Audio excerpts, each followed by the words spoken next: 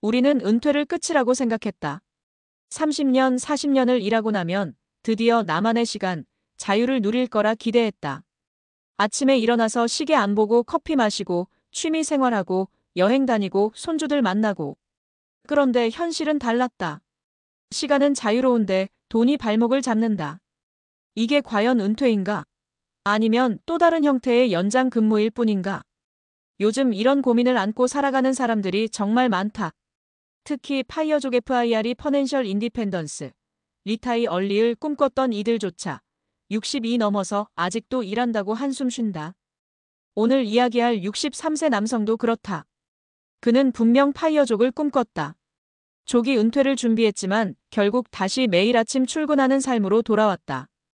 은퇴라는 단어가 무색하게 그는 여전히 일터로 향한다. 그렇다면 우리 모두가 궁금해진다. 진짜 은퇴란 무엇인가? 어떻게 준비해야 후회 없는 은퇴를 맞을 수 있을까? 지금부터 63세 남성의 하루 일과를 들여다보면서 은퇴 준비와 은퇴 후 삶에 대해 같이 생각해보자. 그리고 마지막엔 비슷한 사례 3가지를 통해 우리 삶에 적용할 수 있는 교훈까지 짚어볼게.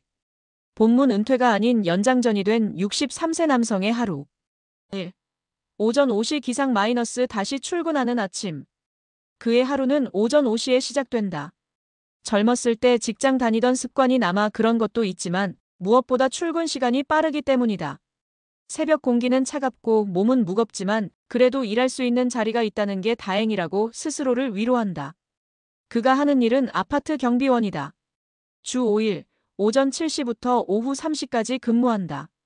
파이어족으로 은퇴할 줄 알았는데 결국 또 유니폼을 입고 출근하게 됐네요.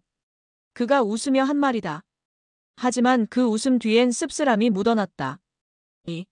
오전 7시 오후 3시 근무 마이너스 시간은 팔고 체력은 깎고. 근무는 단순하다. 입주민 차단기 열어주고 택배 정리하고 단지 순찰 도는 일이다. 앉아있을 때도 있지만 대부분은 서 있거나 움직인다. 특히 여름이나 겨울은 정말 힘들다. 덥거나 춥거나 그래도 8시간을 채워야 월급이 나온다. 월급은 세전 200만 원 남짓. 국민연금이랑 합치면 한 달 250만 원 정도가 된다. 젊었을 때 생각했던 파이어족 수입에 비하면 한참 모자란 돈이다. 그래도 일 안 하면 생활비 못 맞춰요. 물가가 너무 올라서 은퇴한 줄 알았던 사람들도 다시 나오는 거죠. 그는 노동을 통한 생존을 다시 시작했다. 3. 오후 4시 이후 마이너스 짧은 자유, 긴 걱정. 퇴근하면 오후 4시. 남은 시간은 자유다. 하지만 젊었을 때 꿈꿨던 여유로운 오후는 아니다. 몸이 피곤해서 운동도 제대로 못하고 TV만 본다. 가끔 동네 친구들을 만나지만 대부분의 대화는 건강 이야기 아니면 돈 이야기다. 누구네는 월세로 전세 옮겼다더라. 오호 씨는 건강 안 좋아져서 일을 접었대. 연금만 믿으면 안 되는 거야. 이런 얘기를 들을 때마다 그는 속으로 다짐한다. 나도 언제까지 일할 수 있는 건 아니야. 더 준비해야 해. 왜 이런 일이 벌어졌을까? 3가지 문제점. 은퇴 시점에 맞춘 충분한 자산 준비 부족. 젊을 때 모은 돈이 부족했다. 투자 수익도 생각만큼 나지 않았다. 노후 생활비 과소 계산. 은퇴 후 필요한 월 생활비를 너무 낮게 잡았다.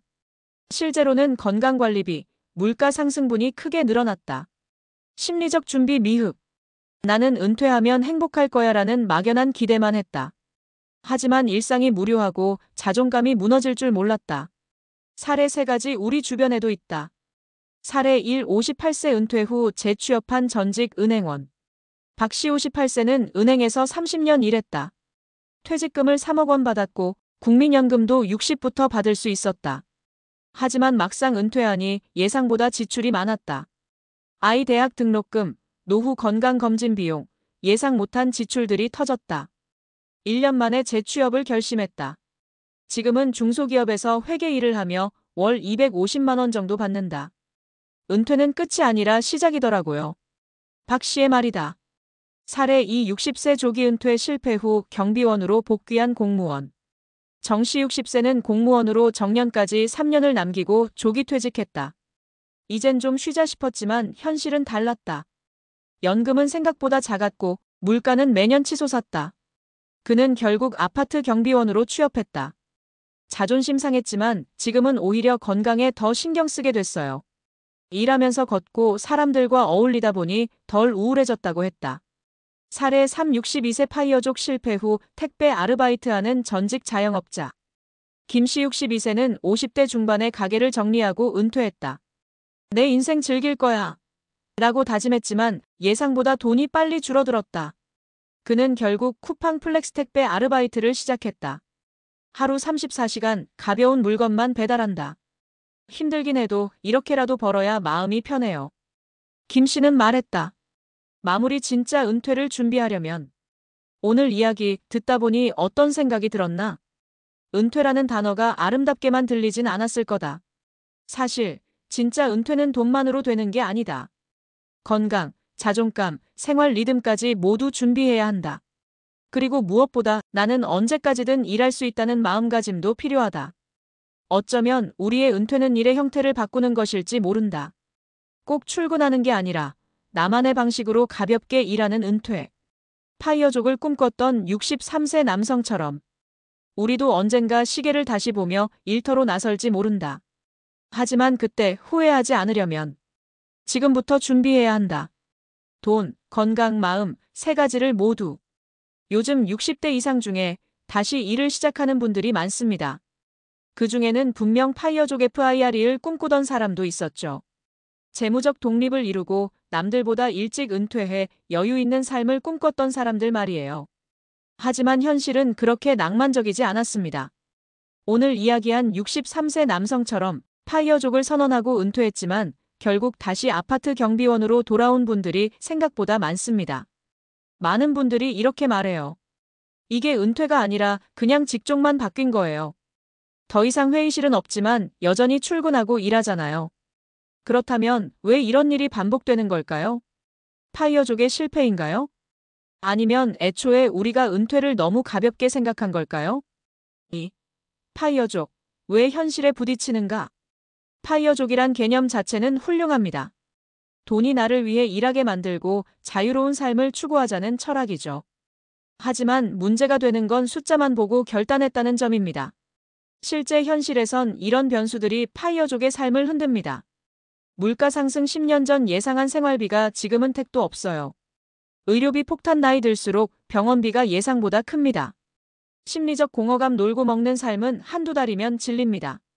사회적 고립회사는 떠났지만 인간관계까지 끊긴다면 외롭습니다.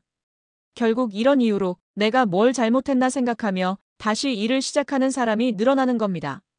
3. 파이어족 실패. 오히려 두 번째 인생의 기회. 여기서 시선을 바꿔보죠. 다시 일하게 된 게 실패일까요? 아니면 전환점일까요? 그 63세 남성도 말했습니다. 자존심은 상하지만 이렇게라도 움직이니까 건강도 챙기고 우울하지 않다고요. 저는 그 말이 참 인상 깊었어요. 그건 단순한 돈벌이가 아니라 삶의 리듬을 회복한 행위였던 거죠. 많은 분들이 착각하는 게 있어요. 은퇴란 일과 완전히 단절되는 거라고요. 하지만 요즘 은퇴는 느슨한 일을 지속하면서 삶의 균형을 지켜가는 방식으로 바뀌고 있습니다. 4. 은퇴 후에도 일하는 진짜 이유. 은퇴한 사람들이 다시 일을 찾는 이유는 단순히 돈 때문만은 아닙니다. 5가지 이유로 정리해 볼 수 있어요. 첫째, 생활비 부족. 생계는 여전히 우리의 발목을 잡습니다. 연금만으로는 감당 안 되는 물가와 지출 구조가 현실입니다. 둘째, 예상보다 짧은 은퇴 자산 수명. 많은 분들이 20년짜리 은퇴를 준비하지만 요즘은 30년 이상 살 수 있습니다. 자산이 바닥나는 속도가 생각보다 빠릅니다. 셋째, 건강 유지 목적. 이를 통해 규칙적인 생활과 적당한 신체 활동이 가능합니다. 의외로 일하면서 건강을 유지한다는 분들이 많아요. 넷째, 사회적 관계 유지. 직장을 잃고 가장 먼저 사라지는 게 관계입니다. 일을 하면서 동료도 생기고 대화도 이어지죠. 다섯째, 존재감 회복. 누군가 나를 필요로 하고 인정해주는 자리에 있다는 건 정신 건강에 큰 도움이 됩니다. 5. 후회 없는 은퇴를 위한 5가지 준비 전략. 그렇다면 우리는 지금 무엇을 준비해야 할까요? 아래 5가지를 기준으로 다시 체크해 보세요. 경제적 자립의 현실 버전을 설계하라. 파이어족이 되려면 월 300 쓰는 삶이 아니라 월 200으로도 만족할 수 있는 구조가 있어야 합니다. 소비를 줄이고 소득원이 다변화되어야 오래 갑니다. 팁 은퇴 후 고정 지출 줄이는 연습. 지금부터 해보세요. 팁 배당, 임대, 부업 수입은 적더라도 꾸준한 게 중요합니다. 은퇴 후에도 가벼운 일 계획을 세워라. 완전히 일을 접는 게 아니라 시간제나 재택, 자문 형태의 일자리를 계획하세요. 팁일이 있는 은퇴가 요즘 트렌드입니다. 팁월 50만 원만 추가로 벌어도 은퇴 생활은 훨씬 안정됩니다. 건강관리 지금 시작해라. 은퇴 후 의료비는 상상을 초월합니다. 체력과 건강은 자산입니다. 팁 규칙적인 운동과 식습관, 50대부터 준비해야 효과 있습니다. 팁 병원비 줄이기가 은퇴 준비의 핵심 전략이 될 수 있어요. 배우자와 은퇴 설계를 공유하라. 혼자서 은퇴 계획 짜는 사람, 은퇴 후 갈등 많습니다. 부부 은퇴 대화는 반드시 필요합니다. 팁 우리는 은퇴 후 어디서, 어떻게 살까?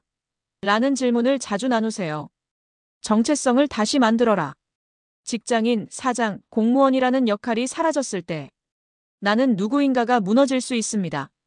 취미, 봉사, 교육 등 새로운 정체성이 필요합니다. 팁 나는 어떤 역할로 인생 후반을 살고 싶은가? 스스로에게 질문해 보세요. 마무리 진짜 은퇴는 숫자가 아니라 삶의 방식이다. 63세 남성은 결국 다시 일터에 나갔습니다. 겉보기엔 파이어족의 실패처럼 보일지 몰라도 사실 그는 새로운 인생의 균형점을 찾은 사람일지도 모릅니다. 그는 더 이상 대기업 사원도 아니고 투자 성공자도 아닙니다. 하지만 매일 아침 정해진 시간에 일어나고 사람들과 인사 나누고 작지만 꾸준한 수입으로 자신의 삶을 지켜냅니다. 그게 진짜 은퇴 아닐까요? 돈이 아니라 일상이 중심이 된 은퇴. 여러분도 언젠가 이런 선택의 순간이 올 겁니다. 그때 흔들리지 않으려면 지금부터 준비해야 합니다. 당신이 꿈꾸는 은퇴, 그건 완전한 쉼이 아니라 내가 주도하는 삶의 전환이 되어야 합니다.